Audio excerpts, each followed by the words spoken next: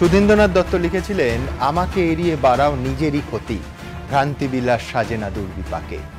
মানুষের জন্য পরিষেবা কখনো মানুষকে এড়িয়ে হতে পারে না, আর যদি হয় তাতে নেমে আসে ওই অবিশ্বাসের দুর্বিপাক।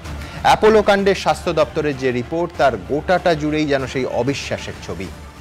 একবার লোকাল অ্যানাস্থেশিয়া হয়েছে, অথচ বিলে লেখা 4 বার মেজর অ্যানাস্থেশিয়ার অঙ্ক।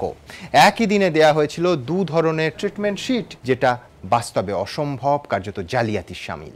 সব থেকে দুর্ভাগ্যে রোগীর শারীরিক অবস্থা বুঝতেই পারেননি চিকিৎসকরা। সব মিলিয়ে অজস্র অনিয়মের খতিয়ানের ঠাসা সঞ্জয় রায়ের মৃত্যু তদন্তের স্বাস্থ্য দপ্তরের রিপোর্টে অভিযুক্তদের মধ্যে রয়েছেন চিকিৎসক, নার্স, টেকনিশিয়ান, বিলিং স্টাফও। এমন বিশ্বাসভঙ্গ যদি সামনে আসে, যন্ত্রণা হয় বই কি। আমরা বারবার যেটা বলার চেষ্টা করছি সেটা হচ্ছে, বিশ্বাস ছাড়া সম্পূর্ণ অসম্পূর্ণ রোগী চিকিৎসক সম্পর্ক। আমরা এই অনুষ্ঠানের শুরুতেই দেখব ঠিক কি রয়েছে স্বাস্থ্য দপ্তরের রিপোর্টে, যাতে মনে হচ্ছে ওই বিশ্বাসে একবার নয় বারবার আঘাত আসছে। দেখুন। চিকিৎসায় গুরুতর গাফিলতি, ভুয়ো তথ্য দিয়ে বিলে কারচুপি, তথ্য বিকৃতি। ডানকুনির সঞ্জয় রায়ের মৃত্যুর ঘটনায় অ্যাপোলো হাসপাতালের বিরুদ্ধে এমনই চাঞ্চল্যকর সব অভিযোগের প্রমাণ মিলেছে বলে মুখ্যমন্ত্রীকে রিপোর্ট দিল স্বাস্থ্য অধিকর্তার নেতৃত্বাধীন 3 সদস্যের তদন্ত কমিটি।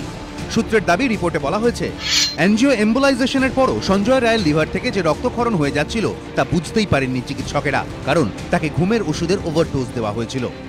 দিদিমতন হেসে বলল যে আমরা অপারেশনটা খুব ভালোভাবে করতে পেরেছি, খুব ভালোভাবে ওনার এনজিও যেটা ওটা হয়েছে, ব্লিডিং এনজিওগ্রাফ ওটা ভালোভাবে হয়েছে, ব্লিডিং বন্ধ হয়ে গেছে। শুধু এই নয়, বিলের কারচুপি নিয়েও চাঞ্চল্যকর তথ্য উঠে এসেছে রিপোর্টে। সূত্রের দাবি, তদন্ত কমিটি জানিয়েছে, অ্যাপোলো হাসপাতালে সঞ্জয় রায়ের একবার মাত্র লোকাল অ্যানাস্থেশিয়া করা হয়েছিল, অথচ বিলে দেখানো হয় তার 4 বার মেজর অ্যানাস্থেশিয়া করা হয়। অর্থাৎ একবার লোকাল অ্যানাস্থেশিয়া করেই সঞ্জয়ের পরিবারের থেকে 4 বার মেজর অ্যানাস্থেশিয়ার টাকা আদায় করা হয়। দুটোর খরচের মধ্যে অনেক পার্থক্য।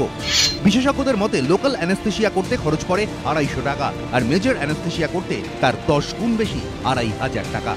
অর্থাৎ এমনটা হয়ে থাকলে 250 টাকার কাজ করে সঞ্জয়ের পরিবারের কাছ থেকে 10,000 টাকা নেওয়া হয়েছে।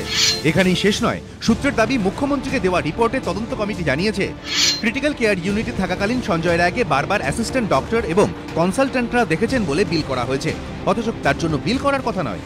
অর্থাৎ এক্ষেত্রেও নিয়ম ভেঙেই সঞ্জয় রায়ের চিকিৎসার বিল বাড়ানো হয়েছে বলে দাবি কমিটি। চোরেরা তো ওরকমই দেখাবে, ওরা তো চিকিৎসার নামে পুরো ব্যবসা শুরু করে দিয়েছে, মানুষ মারার ব্যবসা আর মানুষের পরিবারের বাড়ির লোককে ব্ল্যাকমেলিং করার ব্যবসা। এর আগে স্বাস্থ্য দপ্তরের 6 সদস্যের তদন্ত কমিটি এই ঘটনায় যে 200 পাতার রিপোর্ট জমা দেয়, তাতেও দাবি করা হয়, ঘুমের ওষুধের ওভারডোজে সঞ্জয় রায়ের লিভারে রক্তক্ষরণ শুরু হয়। রোগীর শারীরিক অবস্থার মূল্যায়নে ভুল হয়েছিল চিকিৎসকদের, বুঝতে দেরি হওয়ায় সঞ্জয়ের অবস্থার অবনতি হয়। একই দিনে সঞ্জয় রায়ের 2 ধরনের ট্রিটমেন্ট শিট দেওয়া হয়, 30% অতিরিক্ত বিল করা হয়েছিল। এবার 3 সদস্যের কমিটির রিপোর্টে উঠে এলো কার্যত একই রকম তথ্য, কিন্তু গাফিলতি থেকে কারচুপি, এই ঘটনায় কারা জড়িত? সূত্রের খবর, শুক্রবার 3 সদস্যের তদন্ত কমিটির রিপোর্টে নাম ধরে 8-10 জনের উল্লেখ করা হয়েছে। সেই তালিকায় নাম রয়েছে অ্যাপোলোর চিকিৎসক, নার্স, টেকনিশিয়ান, বিলিং সেকশনের কর্মী, ফিনান্স বিভাগের কর্মী। তবে কলকাতা অ্যাপোলোর সিইও রানা দাশগুপ্তর কাছে এই রিপোর্ট প্রসঙ্গে প্রতিক্রিয়া চাইলে তিনি বলেন, আমরা এই রিপোর্ট হাতে পাইনি বা দেখিনি, ফলে এ নিয়ে মন্তব্য করা সম্ভব নয়। নিমাই পান্ডা ও সুমন ঘরাই, এবিপি আনন্দ, কলকাতা। সঞ্জয় রায় স্ত্রী রুবি রায় এই মুহূর্তে আমাদের সঙ্গে স্টুডিওতে আছে। রুবি, আপনার কাছে প্রথমে যেটা জানতে চাইব সেটা হচ্ছে, নিঃসন্দেহে আজকে যে স্বাস্থ্য দপ্তরের তদন্ত রিপোর্ট, তাতে গাফিলতি স্পষ্ট প্রমাণ কমিটির সদস্যরা পেয়েছেন। অপূরণীয় ক্ষতি হয়েছে আপনার, আপনার সন্তানের, আপনার পরিবারের। এই মুহূর্তে দাঁড়িয়ে ঠিক কি চাইছেন? প্রথমত তো ওরা যখন বলেছিল যে আমরা টাকা ফেরত দেবো, ওটা তো আমরা নিতে চাইনি, কেননা আমরা প্রথম থেকেই মনে হচ্ছিল যে ওকে ঠিক ট্রিটমেন্ট দিচ্ছে না। মেইনলি আপনি বকেয়া পুরো টাকাটা আমি ওটা আমি পুরোটা ফেরত দিতে গেছিলাম, কারণ আমি জানতাম যে ওদের ট্রিটমেন্ট পুরো ভুল, আর সেটা সামনে আনার জন্য লড়াইটা আমি চালিয়ে যাব। আমি দর্শকদের দেখাতে চাইব যে 22শে ফেব্রুয়ারি সঞ্জয় রায় তখনও বেঁচে, এবং মুখ্যমন্ত্রী বেসরকারি হাসপাতালের প্রতিনিধিদের নিয়ে বৈঠকে বসেছেন। সেই দিন ঘটনাচক্রে এবিপি আনন্দের ক্যামেরার মুখোমুখি হয়েছিলেন রুবি, তার প্রতিক্রিয়া দিয়েছিলেন। ঠিক কী অবস্থায় সেদিন মানসিকভাবে রুবি এবং তার পরিবার দাঁড়িয়েছিলেন দেখাবো। কি কি কারণে ভেন্টিলেশন, কখনো বলছে কার্বন ডাই অক্সাইড একটুখানি বেশি আছে, কখনো বলছে অক্সিজেন, কখনো বলছে ওনার লিভার টোটালি ইমপ্রুভ না হলে। আমাদের পেশেন্ট উঠে বসে বোর্ডে লিখছে আমি খাবো মাজা, একটা আইসিইউর পেশেন্ট ভেন্টিলেশনে উঠে বসে লিখছে আমি মাজা খাবো, না খুলছে না ভেন্টিলেশন। আমরা চাই, আমরা এটাই রিস্ক পাচ্ছি আমার পেশেন্টের লাইফ রিস্ক না হয়ে যাক, এই জন্য আমরা সর্বশান্ত। আমার একটা ছোট বাচ্চা আছে 2 বছরের, তাকে বাড়িতে রেখে সকাল থেকে রাত পর্যন্ত এখানে পড়ে আছি। বাচ্চাটা অসুস্থ, এখানে বাচ্চাটার জ্বর হয়ে ওইখানে আমার বাচ্চাটাকে বাড়ির লোক সামলাতে পারছে না, কিন্তু আমি এখান দিয়ে যেতে পারছি না কারণ আমার যখন তখন কোনো কিছু আমার সিগনেচার চাইতে পারে। রবি, এই জন্য এই অংশটা আজকে আপনার দেখালাম, সেটা হচ্ছে অনেক সময় এটা বলা হয় যে রোগীর অবস্থা খারাপ হলে বা কোনো শোচনীয় পরিণতি হয়ে গেলে রোগীর আত্মীয় স্বজনরা বিল মেটাতে চান না। আপনাদের ক্ষেত্রে কিন্তু তা নয়, আগেই এই কনফিউশন, চিকিৎসা নিয়ে একটা চূড়ান্ত বিভ্রান্তির মধ্যে আপনাদের থাকতে হয়েছিল দিনের পর দিন। মানে ফার্স্ট যখন উষা গোয়েনকার, শ্যামল সরকার ওনার সাথে ছিলেন, ও যখন ওটিতে ওকে এনজিও করার জন্য নিয়ে গিয়েছিল, তো তখন আমরা ওয়েটিং রুমে বসেছিলাম, আমাদের সাথে আরও অনেক কয়েকজন ছিলেন। তো তাদের কিন্তু তখন বেরিয়ে না দেখাচ্ছিল মনিটরে যে তাদের কিরকম প্রসিজিয়ারটা হয়েছে, আমাদের কিন্তু দেখায়নি সেটা। আমি যখন শ্যামল সরকার উষা গোয়েনকা বেরোলেন, আমি বললাম যে আমি তখন একা বসেছিলাম, বললাম যে আমি বাড়ির লোককে ডাকছি। বলছে না বাড়ির লোককে ডাকার কি দরকার, এমন কোনো তো ব্যাপার না, বাড়ির লোককে ডাকবেন। আমরা যেটা চেয়েছিলাম অপারেশনটাকে আমরা অ্যাভয়েড করতে চেয়েছিলাম, যেহেতু পেশেন্ট ইয়াং, এই কথাটা কিন্তু বারবার ওরা বলে গেছে, পেশেন্ট ইয়াং, ইমপ্রুভমেন্ট করছে।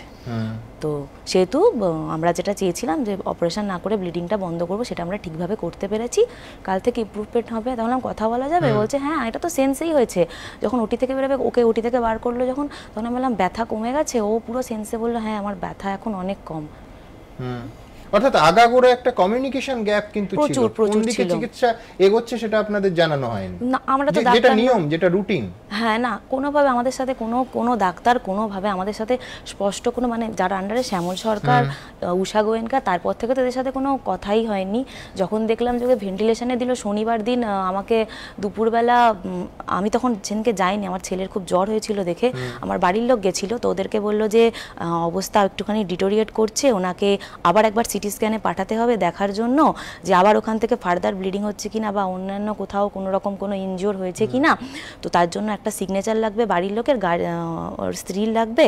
তো আমি যখন গেলাম ওপরে ওখানে সিগনেচার করতে, একজন জুনিয়র ডাক্তার ছিলেন, উনি বললেন যে এইটা ইঞ্জেকশন, এটার জন্য একটা লিভারে ইঞ্জেকশন দেওয়া হবে, যার জন্য ওনার কিডনি দুটো মানে ড্যামেজ হতে পারে, তার জন্য 2-3 দিন ডায়ালিসিস চলতে পারে। তো আমি তো ডাক্তারি বুঝি না, ওখানে ভেঙে পড়েছিলাম পুরো। তো আমার সাথে একজন ছিল, ওরই বন্ধু, তো বললো না কিছু হবে না, তুই সিগনেচার করে দে, ওটা কোনো বড় ব্যাপার না। তো যখন ওকে নিয়ে গেল এতে, তখন তার আগে পর্যন্ত ওরা কন্টিনিউসলি জিজ্ঞেস করে যাচ্ছিল রেস্টলেস কেন হচ্ছে, উনি কি খুব ড্রিঙ্ক করতেন।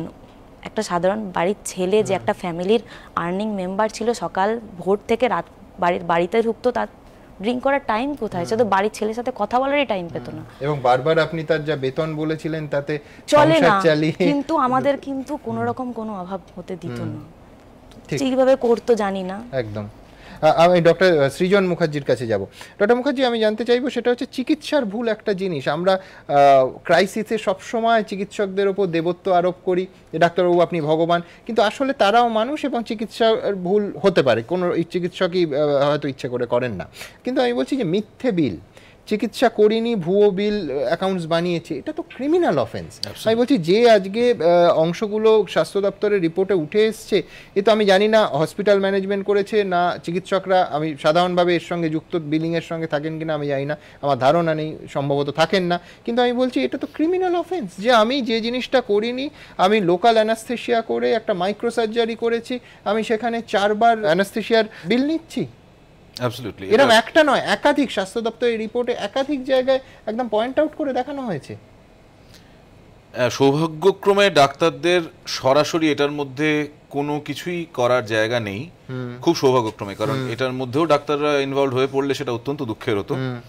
এটাতে ডাক্তারদের কিছু করার থাকে না, এবং শেষ পর্যন্ত যে বিলটা বেরোয়, আমি নিজে ব্যক্তিগতভাবে এটা নিয়ে কিছু ছোটোখাটো অসুবিধা এরকম সম্মুখীন হয়েছি কর্পোরেটে। পেশেন্ট ওয়ার্ডের কাছে বিল আসতে, বিলে যদি আমি এরকম কিছু দেখেছি যে জিনিসগুলো চিকিৎসায় ব্যবহার হয়নি, এরকম কোনো কিছু লেখা হয়েছে, বা কোনো পদ্ধতিগত জিনিস যেটা হয়নি লেখা হয়েছে, পাশে কেটে দিয়ে সই করে এটা হয়নি বলে আবার বিল ফেরত পাঠিয়ে পয়সা রিফান্ড করা। এটা সাধারণ কৌতূহল, সেটা হচ্ছে বিল কি ডাক্তারবাবুদের কাছে আসেন তাদের সাইন করার জন্য? ডাক্তারবাবুদের কাছে আসেন না, একেবারেই আসে না। মানে আমি যে ধরনের সেটআপগুলোর কথা বলছি সেখানে এরকম কোনো ব্যবস্থাই নেই। অ্যাকচুয়ালি একটা খুব ইম্পর্টেন্ট জিনিস বোঝার দরকার আছে যে এই যে একটা ম্যাসিভ বিল যখন বড় বড়, আমি নিজে সার্জন, তো সার্জিক্যাল ফিল্ডের কাজগুলোতেই বড় বড় বিল আসে, খুব মারাত্মক বিলগুলো। তো সেই বিলের মধ্যে একজন ডাক্তারের একটা খুব ছোট পার্সেন্টেজ অফ ফিজ থাকে, তার বেশি খুব একটা কিছু থাকার কথা নয়। এথিক্যালি যেসব ডাক্তারবাবুরা চিকিৎসা করেন তারা বারবার করে সই করারও প্রশ্ন নেই, দুবার অব্দি সই করা অ্যালাউড, কিন্তু বেশিরভাগ ডাক্তারদেরই, সার্জিক্যাল ডাক্তারদের অ্যাটলিস্ট একবারই সই করাটা অভ্যেস সাধারণত। এছাড়া সার্জেন্স ফি ইত্যাদি। এবার সার্জেন্স ফি এগুলোও কিন্তু ধীরে ধীরে এই সমস্ত কর্পোরেট হসপিটালগুলো কন্ট্রোল করে, ওটা has to be a percentage. একবার একটা ঝগড়াও লেগেছিল এই নিয়ে যে surgeons fee will be a certain percentage of the total value of bed charge, ওষুধের দাম, ইনভেস্টিগেশন, ওটি চার্জ ইত্যাদি যেগুলো হসপিটালের রোজগার, তার একটা পার্সেন্টেজই হতে পারে সার্জেন্স ফি, অন্য কিছু নয়। অর্থাৎ ইনডাইরেক্টলি রয়্যাল কলেজ বলে কত তাড়াতাড়ি সার্জারি শেষ হলো, কত তাড়াতাড়ি পেশেন্ট বাড়ি গেল, কত কম ইনভেস্টিগেশন হলো, কত কম ওষুধ ব্যবহার হলো, এগুলো হচ্ছে একজন সার্জনের কোয়ালিটির মার্কার। ঠিক তার উল্টোটা, মানে যেগুলো বেশি হলে তবেই সার্জন বেশি রোজগার করবে, এরকম বন্দোবস্ত সরাসরি নোটিশ বার করে কিছু কর্পোরেট হসপিটালে ডাক্তারদের পাঠানো হয় এবং ডাক্তাররা সেটা almost against medical ethics, absolutely against medical ethics. এবং এটা পাবলিশড ডেটা যে কিভাবে একটা সার্জনের কোয়ালিটি অ্যাসেসমেন্ট হয়। এই সবগুলোর উল্টো দিকে গেলে তবে একজন সার্জন বেশি রোজগার করবে একটা কর্পোরেট হসপিটালে, and that is published notice. My god. আমি দ্রুত আপনাদের দেখাবো যে স্বাস্থ্য দপ্তরের এই রিপোর্টের পরিপ্রেক্ষিতে পুলিশ কি ধরনের ব্যবস্থা নিতে পারে, আইন কি বলছে দেখুন। ফুলবাগান থানায় ইতিমধ্যেই অভিযোগ দায়ের হয়েছে, পুলিশ তদন্তও চালাচ্ছে। এর মধ্যে স্বাস্থ্য দপ্তরের তদন্ত কমিটিও সঞ্জয় রায়ের মৃত্যুর ঘটনায় অ্যাপোলোর গাফিলতির প্রমাণ পেয়েছে বলে সূত্রের দাবি। তাহলে এবার কি অ্যাপোলোর বিরুদ্ধে সরকার কড়া ব্যবস্থা নেবে? নবান্ন সূত্রে দাবি, শুক্রবার সকালে 3 সদস্যের তদন্ত কমিটির রিপোর্ট মুখ্যমন্ত্রীর হাতে তুলে দেওয়া হয়। রিপোর্ট হাতে পাওয়ার পরই মুখ্য সচিব, স্বরাষ্ট্র সচিব, স্বাস্থ্য সচিব, স্বাস্থ্য অধিকর্তা এবং কলকাতার পুলিশ কমিশনারকে নিয়ে একটি উচ্চ পর্যায়ের বৈঠক ডাকেন তিনি। অ্যাপোলোর বিরুদ্ধে কি কি ব্যবস্থা নেওয়া যায় তা নিয়েই আলোচনা হয় বৈঠকে। আইনে এ বিষয়ে কি কি সংস্থান রয়েছে সে বিষয়ে বিশেষজ্ঞদের সলা পরামর্শ নেওয়া হচ্ছে বলে নবান্ন সূত্রে দাবি। মুখ্যমন্ত্রী অবশ্য এদিন জানিয়েছেন, সম্পূর্ণ রিপোর্ট এখনো জমা পড়েনি, পুলিশ ও স্বাস্থ্য দপ্তর আলাদা আলাদা তদন্ত করে দেখছে। এখন স্বাস্থ্য দপ্তরের আধিকারিকরা নিজেরা বসেছেন, তারপর পূর্ণাঙ্গ রিপোর্ট জমা পড়বে। এখনো অনেক তথ্য অনুসন্ধান বাকি। এদিকে অ্যাপোলোর 4 চিকিৎসককে শুক্রবার ফের ফুলবাগান থানায় তলব করা হয়। প্রায় 2.5 ঘন্টা ধরে চলে জিজ্ঞাসাবাদ।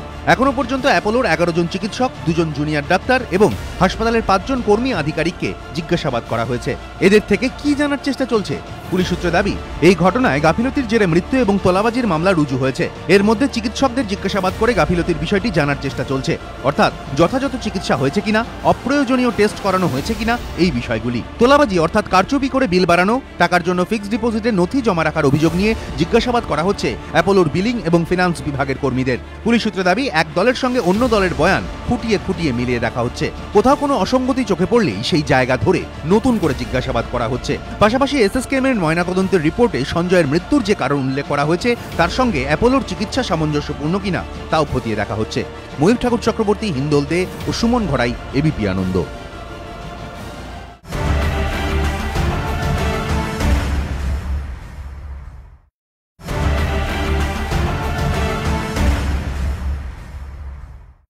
ডক্টর কিরণ মুখোপাধ্যায়ের কাছে যাব। ডক্টর মুখোপাধ্যায়, যে এক হচ্ছে ওভার বিলিং, এটা সঞ্জয়ের ক্ষেত্রে চরম পরিণতি হয়েছে, কিন্তু যে কোনো বেসরকারি হাসপাতালে যে কোনো রোগী অথবা তার পরিবারের সঙ্গে কথা বললে এই একটা অভিযোগ পাওয়া যাবে যে তারা জানেন না, তাদের জ্ঞাতসারে হয়নি, কিন্তু বিপুল পরিমাণ টেস্ট, তার কোনো রিপোর্ট আছে, কোনো রিপোর্ট নেই এবং কোনো রিপোর্ট দেয়া হয়নি, কিন্তু তা সত্ত্বেও বিলের ক্রমশ বোঝাটা বেড়েছে।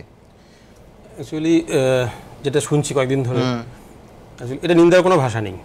মানে এই ধরনের ওভার বিলিং যেগুলো শোনা যাচ্ছে, এগুলো কিন্তু একটা কথা বলার আছে যে একটা অসুখকে বাড়তে দিলে অসুখটা বাড়তে বাড়তে ভয়ঙ্কর আকার ধারণ করে। এই অসুখটা অনেক দিনের অসুখ। তারাশঙ্করে আরোগ্য নিকেতনে আমরা দেখি যে মাঝখানে যখন ডাক্তার রোগীর মাঝখানে কোনো একটা সম্প্রদায় চলে আসছে, তখন কিন্তু বিশ্বাসভঙ্গের জায়গাটা বেড়ে যাচ্ছে। আর এই যে অসুখটা এমন, আমি আমার অ্যানেস্থেটিস্ট বন্ধু, অ্যানেস্থেসিওলজিস্ট, তার স্ত্রীর অপারেশনের সময় 3টে এন্ডোট্রিক্যাল টিউব লেখা হয়েছিল। সেটা আজ থেকে কয়েক বছর আগে কথা বলছি। তো যেহেতু আমরা ডাক্তার, আমরা এটা সঙ্গে সঙ্গে ধরতে পারলাম যে একজনকে অজ্ঞান করতে 3টে টিউব কেন, তখন এটা কেটে ঠিক হয়ে গেল। সেই জন্য আমি ওনাকে নথি দেখাতে পারবো না। তো এই জিনিসটা কিন্তু বহুদিন ধরেই চলছে। এবং একজন সাধারণ রোগীর পরিবার কি করে এইসব জানবেন? যা বিল হবে সঙ্গে সঙ্গে পে করবেন, বোঝা সম্ভব না, কোনো বোঝা সম্ভব না। তো এই যে জিনিসটা, এই অসুখটা বহুদিন ধরে চলছে। এই অসুখটা বাড়তে বাড়তে বাড়তে বাড়তে আজকে একটা এক্সট্রিম জায়গায় চলে গেছে। দুঃখের বিষয় হচ্ছে যে সবাই কিন্তু এরকম নন। কিন্তু এই যে বিশ্বাসভঙ্গটা, এটা সমগ্র চিকিৎসক সমাজকে এবং তার মাসুল যে চিকিৎসকরা দিনরাত এক করে চিকিৎসা করছেন তাদেরও ভুগতে হচ্ছে। এখনই ডক্টর মুখার্জি যেটা বললেন যে উনি নিজে কেটে ঠিক করে দেন, অনেকেই এরকম আছেন, আমি বিশ্বাস করি এখনো বেশিরভাগই এরকম আছেন, কিন্তু সমগ্র চিকিৎসক সমাজকে এই বিশ্বাসভঙ্গের ফলটা ভুগতে হচ্ছে। একদম। ডক্টর সন্দীপন ধরের কাছে যাব। ডক্টর ধর, এইখানে পরপর যেগুলো শোনা যাচ্ছে সেটা হচ্ছে যে একই ট্রিটমেন্ট হয়েছে একই দিনে, তার দুটো আলাদা ট্রিটমেন্ট শিট এবং তার according to health department investigation তার একদম আলাদা, মানে একটায় যদি থাকে যে রোগী উঠে দুধ খেয়েছে, আরেকটায় আছে যে সারাদিন খেতে পারেনি, স্যালাইন চালানো হয়েছে। আমি বলছি এটা ফরজারি, ক্রিমিনাল অফেন্স। অ্যাবসলিউটলি। প্রথমে আমি যেটা বলবো সুমন, যে এই ঘটনা সম্বন্ধে এটা অত্যন্ত মর্মান্তিক, এটা দুঃখজনক, লজ্জাজনক এবং আমি এর তীব্র নিন্দা করি।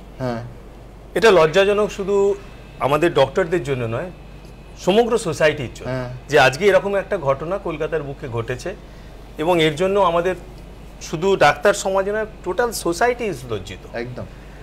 এবার বিলের প্রসঙ্গে আসি। এই যে বিলের প্রসঙ্গে তুমি বলছিলে, আমি কিছু আমার অভিজ্ঞতা এবং আমার বন্ধু বান্ধবের অভিজ্ঞতা বলছি। যে তুমি কি জানো যে হসপিটালে যখন কনসালটেশন দেওয়া হয়, ওয়ার্ডের মধ্যে বা সে আইসিইউতে হোক, যে কনসালটেশন সিট থাকে, ডক্টরকে সাইন করতে হয়। তুমি শুনলে আশ্চর্য হবে, আমি আমার বন্ধুর স্ত্রীকে দেখতে গেছি কেন একটা বড় হসপিটালে কলকাতায়, সেখানে লিখেছি কমপ্লিমেন্টারি, পরে জানা গেল আমার নামে ফিস কাটা হয়েছে। তাই জন্য এখন আমি যেটা করি, কাউকে যদি দেখতে যাই, আমি এখন তো কোনো কর্পোরেট হসপিটালে যাই না, ফরচুনেটলি আমি এখন আমার ডার্মাটোলজিতে সেরকম প্রভিশন আছে, আই এম লাকি, বাট অন্য ক্ষেত্রে নেই সেটা একদম। এবং দে আর ফোর্সড, আমি সেটাতেও আসবো, তারা কিভাবে এক্সপ্লয়েটেড হয় হসপিটালের কাছে। তো সেক্ষেত্রে আমি এখন লিখে দিই, please don't charge any fees for my consultation. ওপরে আলাদা করে লিখে দিতে হয় কমপ্লিমেন্টারি লেখার পরেও, যে কেউ যদি এতটাই অন্ধ হয় তাহলে অ্যাটলিস্ট ওপরের লেটারগুলো যেন দেখতে পায়। ভবিষ্যতে হয়তো লাল কালি দিয়েও লিখতে হতে পারে আমাকে।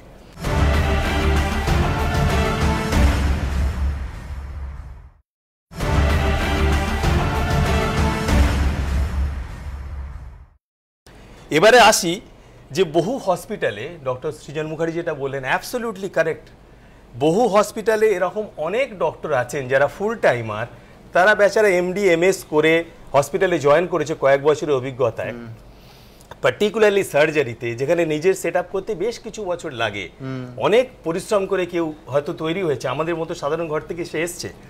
সেখানে তাকে কিভাবে এক্সপ্লয়েট করা হয়? তাকে এক্সপ্লয়েট করা হয় যে ইনভেস্টিগেশন লিখতে হবে এবং তার কোয়ালিটি অফ দ্য ডক্টর কি, কত সে হসপিটালের জন্য ইম্পর্টেন্ট, সে কতটা বিজনেস দিতে পারছে, সে কটা রিসার্চ পেপার লিখলো, কি অল ইন্ডিয়াতে কটা লেকচার দিল, সারা ভারতে তাকে অন্য জায়গায় কে কি অ্যাপ্রিসিয়েট করলো, একদম চুলোর ধরে যায়। ওটা দে আর লিস্ট বদার্ড অ্যাবাউট দ্যাট।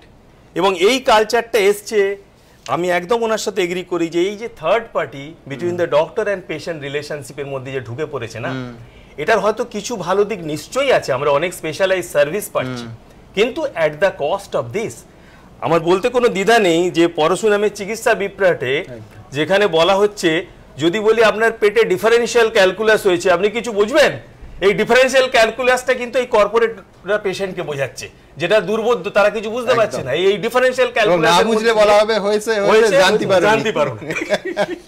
কোনো সন্দেহের অবকাশ নেই যে এই রকম একটা পরিস্থিতির মধ্যে আমরা দাঁড়িয়ে কিন্তু বারবার আমরা যে কথাটা বলছি সেটা হচ্ছে এই যে অবিশ্বাস, এটা ক্রমশ যদি চিকিৎসক এবং রোগীর সম্পর্কের মধ্যে ছায়া ফেলতে থাকে, যেটা ছায়া ফেলতে ইতিমধ্যেই শুরু করে দিয়েছে, নিঃসন্দেহে দুর্ভাগ্যের। আমি আবার এই অংশের আলোচনায় আসব, তার আগে দ্রুত আপনাদের দেখাবো যে সঞ্জয় রায়ের চিকিৎসার ক্ষেত্রে কি ধরনের গাফিলতি এই স্বাস্থ্য দপ্তরের যারা তদন্ত করেছেন তারা খুঁজে পেয়েছেন। সঞ্জয়ের শারীরিক অবস্থা সম্পর্কে চিকিৎসকরা ওয়াকিবহালই হতে পারেননি, অন্তত রিপোর্টে সেই রকমই ইঙ্গিত। দেখুন, অ্যাঞ্জিও এম্বোলাইজেশনের পরও যে ডানকুনির সঞ্জয় রায়ের লিভার থেকে রক্তক্ষরণ হচ্ছিল তা ধরতেই পারেননি অ্যাপোলো হাসপাতালের চিকিৎসকেরা। স্বাস্থ্য দপ্তরের তৈরি কমিটির রিপোর্টে এমনই চাঞ্চল্যকর তথ্য উঠে এসেছে বলে সূত্রের দাবি। তাহলে কি সমস্যা সঠিক সময় ধরা পড়লে আজ সঞ্জয় বেঁচে থাকতেন? পার্টিকুলারলি একটা আর্টারি যেটা থেকে রক্তক্ষরণ হচ্ছে সেইটাকে অ্যাপ্রোচ করা যেতে পারে অ্যাঞ্জিওর মাধ্যমে এবং সেটাকে বন্ধ করার চেষ্টা করা যেতে পারে। ওটা ঠিক আর্টারিয়াল ব্লিডিং নাকি একটা কনটিউশনের ফলে অন্যরকম কোনো ইনজুরি হয়েছে সেটা কিন্তু আগে থেকে ডায়াগনোসিস করে তারপরে অ্যাপ্রোচ করা উচিত। লিভারের ইনজুরি তো ব্লান্ট ট্রমা একটা হয়, ইনজুরিটা কী ধরনের, সেখানে আমরা ইমেজিংয়ের সাহায্য নিই, আলট্রাসোনোগ্রাফি করা যায়, সিটি স্ক্যান করা যায় যে কী ধরনের ইনজুরি হয়েছে, কতটা হয়েছে, এবং তার থেকে পরবর্তী স্টেপ ইউজুয়ালি নেওয়া উচিত। শুধু এই নয়, সূত্রের দাবি তদন্তে এও উঠে এসেছে ভর্তির পর পেমেন্ট না করা অবধি সঞ্জয় রায়ের চিকিৎসাই শুরু করা হয়নি। স্বাস্থ্য দপ্তরের প্রাথমিক তদন্ত রিপোর্টে উল্লেখ করা হয়েছিল 16 ফেব্রুয়ারি দুপুর 2:10-এ সঞ্জয়কে ভর্তি করা হয়েছিল, কিন্তু বিকেল 5:30 প্রথম পরীক্ষা হয়, অর্থাৎ চিকিৎসা শুরু হয় 3 ঘন্টা 20 মিনিট পর, অর্থাৎ চিকিৎসা পরিভাষায় যাকে গোল্ডেন আওয়ার বলে। প্রাথমিক তদন্ত রিপোর্টে উল্লেখ করা হয়েছে ওই দিন বিকেল 5:10-এ 30,000 টাকা প্রথম পেমেন্ট করা হয়, আর চিকিৎসা শুরু হয়েছিল বিকেল 5:30টায়। শুধু শুরুতে ফেলে রাখাই নয়, পুরো টাকা না মেটানো পর্যন্ত অ্যাপোলো সঞ্জয়কে এসএস ক্যাম্প পর্যন্ত যেতে দেয়নি বলে অভিযোগ উঠেছে, যার জেরেও অনেক সময় নষ্ট হয়েছে। সূত্রের দাবি স্বাস্থ্য দপ্তরের প্রাথমিক তদন্ত রিপোর্টে উল্লেখ করা হয় 23 ফেব্রুয়ারি বিকেল 4:30 ডেবিট কার্ডে 5,000 টাকা পেমেন্ট করেছিল সঞ্জয়ের পরিবার। তারপর ডেবিট কার্ডে মেটানো হয় আরও 41,000 টাকা। এরপর নগদে প্রথমে 50,000 টাকা, তারপর আবার নগদে 2,12,000 টাকা। শেষে রাত 10টায় 3,60,000 টাকা মূল্যের পোস্ট ডেটেড চেক দেন সঞ্জয়ের পরিজনেরা। তারপরও গ্যারান্টি হিসেবে জমা রাখা হয় সমমূল্যের ফিক্সড ডিপোজিটের সার্টিফিকেট। অর্থাৎ প্রাথমিক তদন্ত রিপোর্ট অনুযায়ী 23 ফেব্রুয়ারি বিকেল 4:30 থেকে রাত 10টা পর্যন্ত কয়েক দফায় পেমেন্টের পর ছাড়া হয় সঞ্জয় রায়কে। এতটা সময় নষ্ট না হলে কি সঞ্জয় রায়কে বাঁচানো যেত? অ্যাপোলো অবশ্য বরাবরই দাবি করে এসেছে তারা সঞ্জয়ের চিকিৎসায় কোনো ত্রুটি রাখেনি, যদিও স্বাস্থ্য দপ্তরের তদন্ত রিপোর্টে অ্যাপোলোর বিরুদ্ধেই এক গুচ্ছ ত্রুটি সামনে এসেছে বলে সূত্রের দাবি। সঞ্চয়ন মিত্র, এবিপি আনন্দ, কলকাতা। আপনাদের এতক্ষণ দেখাচ্ছিলাম যে হাসপাতালের জালিয়াতির অভিযোগ, কিন্তু আরেকবার সেই গুরুত্বপূর্ণ কথাটা বলবো, সেটা হচ্ছে ডাক্তারবাবু এবং রোগীর সম্পর্ক চিরন্তন। সেখানে যদি অবিশ্বাস ঢোকে তাহলে চিকিৎসা ব্যাহত হবে এবং সবথেকে বেশি ক্ষতি হবে রোগীদের। নিঃসন্দেহে দুর্ভাগ্যজনক একাধিক বিচ্ছিন্ন ঘটনা পরপর আমাদের সামনে আসছে, কিন্তু আমরা সামগ্রিকভাবে ইতিবাচক ছবিটাই বারবার দেখতে চাইব, কারণ ওই সম্পর্কে যদি দ্বিধার জন্ম নেয় তাহলে অসুখও সারবে না এবং চিকিৎসা ব্যবস্থাটাই বোধহয় ভেঙে পড়বে। আমি আপনাদের দেখাতে চাইব শুধু একটা অ্যাপিল, অবিশ্বাসের হোক অবসান। দেখুন, সঞ্জয় রায়ের মৃত্যুর ঘটনায় স্বাস্থ্য দপ্তরের 3 সদস্যের কমিটির কাঠগড়ায় অ্যাপোলো। ক্ষোভ উগরে দিচ্ছে মৃতের পরিবার। এরকম আরও অভিযোগ আসতে শুরু করেছে, কিন্তু অভিযোগ সত্যি প্রমাণিত হলে যেমন কড়া ব্যবস্থা নেওয়া উচিত, তেমনি চিকিৎসক রোগীর সম্পর্কে অকারণে অবিশ্বাসের বীজ ঢুকে যাওয়াটা সঠিক নয় বলেই মত বিশেষজ্ঞদের। কারণ এটা ছড়িয়ে পড়লে সামগ্রিক চিকিৎসা ব্যবস্থাটা ভেঙে পড়তে পারে। চিকিৎসককে যদি অবিশ্বাস করেন আপনারা, তাহলে চিকিৎসক এবং রোগীর মধ্যে সম্পর্কটা সেটা প্রথমেই ভেঙে যায়। রোগী যদি চিকিৎসকের ওপর আস্থা রাখে, তাহলে আমার মতে রোগীর 30 থেকে 40% রোগ এমনিতেই ভালো হয়ে যায়, unless there is a severe organic disease. চিকিৎসার নামে অন্যায় জোচ্চুরির প্রতিবাদ যেমন জরুরি, তেমন অকারণে হাসপাতাল কিংবা নার্সিংহোমে গন্ডগোল পাকানো কোনোভাবেই কাম্য নয়। যেমন বুধবার উত্তর দিনাজপুরের রায়গঞ্জ জেলা হাসপাতালে সদ্যজাতকে মায়ের কাছে পৌঁছে দিতে বাধা দেওয়ায় হাসপাতালে তুমুল হই হট্টগোল করে রোগীর পরিবার, যার জেরে আধ ঘন্টা কার্যত তাণ্ডব চলে প্রসূতি বিভাগের সামনে। হাসপাতালে এমন আচরণ কি কখনো কাম্য? একজন চিকিৎসকের যেমন সহানুভূতিশীল হওয়া প্রয়োজন, তেমনি রোগীদেরও মনে রাখা উচিত একজন চিকিৎসকই জানেন রোগের সঠিক দাওয়াই কোনটা। পেশেন্ট যখন একজন চিকিৎসকের কাছে আসছে, তার উপরে যদি আস্থা, ভরসা, ট্রাস্ট না থাকে, তাহলে একটা বিচ্ছিন্নতা তৈরি হয় পেশেন্ট আর চিকিৎসকের মধ্যে, যে গ্যাপটা ভরানো খুব ডিফিকাল্ট। চিকিৎসক যদি তার দরকার মতো চিকিৎসা না করতে পারেন, তিনি কখনোই রোগটাকে সঠিকভাবে ডায়াগনোসিস করতে পারবেন না। কোনো পেশেন্ট যদি জিজ্ঞেসও করছে যে ডাক্তারবাবু এটা করানো দরকার বা কেন করাচ্ছেন, মানে এটা as per ethics we have to explain to them. Treatment প্ল্যানটা হচ্ছে সেটা আমার মনে হয় পেশেন্টের সঙ্গে ডিসকাস করলে আর অবিশ্বাসের কোনো জায়গা থাকবে না। অনেক চিকিৎসক বলছেন আগে কিছু ক্ষেত্রে রোগীর কথা ভেবেই ঝুঁকি নেওয়া হতো, এখন সেসবের প্রশ্নই নেই, কারণ কিছু হলেই তো গাফিলতির অভিযোগ উঠে যাবে। কে নেবে সেই ঝুঁকি? একটা কমিটি যদি করা যায়, সেই কমিটির মধ্যে লিমিটেড কিছু লোক আছে, ওরা কি করে একটা এক্সপার্ট, যেখানে এত 25 to 50 ডিসিপ্লিন আছে, তার মধ্যে কিভাবে ডিসিশন নেবে, সেই জন্য সবাই আতঙ্কিত। পয়েন্ট অফ কেয়ারেই ওখানে এখন যারা রিসিপিয়েন্ট আছেন তারা ইনটলারেন্ট হয়ে গেছেন, তারা ফিজিক্যালি অ্যাবিউজ করছেন, এখন ঘটনা আরও ক্রমশ বেড়ে যাচ্ছে। এদিকে সরকারের কড়া বিলের বিরোধিতায় 14 এপ্রিল রাস্তায় নেমে প্রতিবাদ জানাবে বামপন্থী চিকিৎসক সংগঠনগুলির সদস্য সহ একাধিক চিকিৎসক। যে আপনি যে রেগুলেটরি অথরিটি করেছেন তার যে ডাইমেনশনগুলোর মধ্যে সাধারণ মানুষদের যে প্রতিকার পাওয়ার যে পথ আছে সেটাকে আপনি সাংঘাতিকভাবে দুর্বল করে দিলেন। এই কথা আমাদেরকে বলতে হবে, অন্য কেউ বলবে না। কেন যেইভাবে বিলটা রচিত আছে আর যেইভাবে বিলের সম্বন্ধে রচনা করা হচ্ছে আকাশ পাতাল পার্থক্য আছে। সেই পার্থক্য, সেই ব্রিজটা আমাদের করতে হবে। রচনা এবং যা রচিত হয়েছে সেই গ্যাপটা আমাদের মানুষের সামনে তুলতে হবে। চিকিৎসার নামে শুধু মুনাফা লোটা কখনো চলতে পারে না। চিকিৎসার নামে ভয় দেখিয়ে রোগীর পরিবারকে সর্বশান্ত করে দেওয়াটাও মোটেও মেনে নেওয়া যেতে পারে না। তাই কড়া আইন এনেছে রাজ্য সরকার। কিন্তু সেই সঙ্গেই রোগী ও চিকিৎসকদের বিশ্বাসের সম্পর্ক পুনরায় প্রতিষ্ঠা হওয়াটাও অত্যন্ত জরুরি। এবিপি আনন্দ।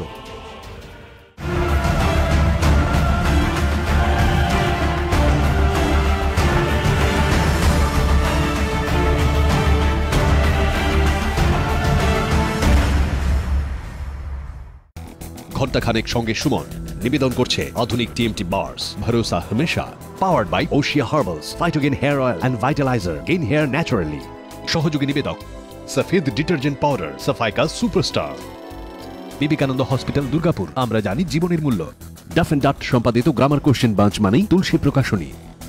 রাজা সুগার ফ্রি মারে নিউট্রিশিয়াস বিস্কিট, চিনি ছাড়া ফাইবার ভরা, একদম সত্যি।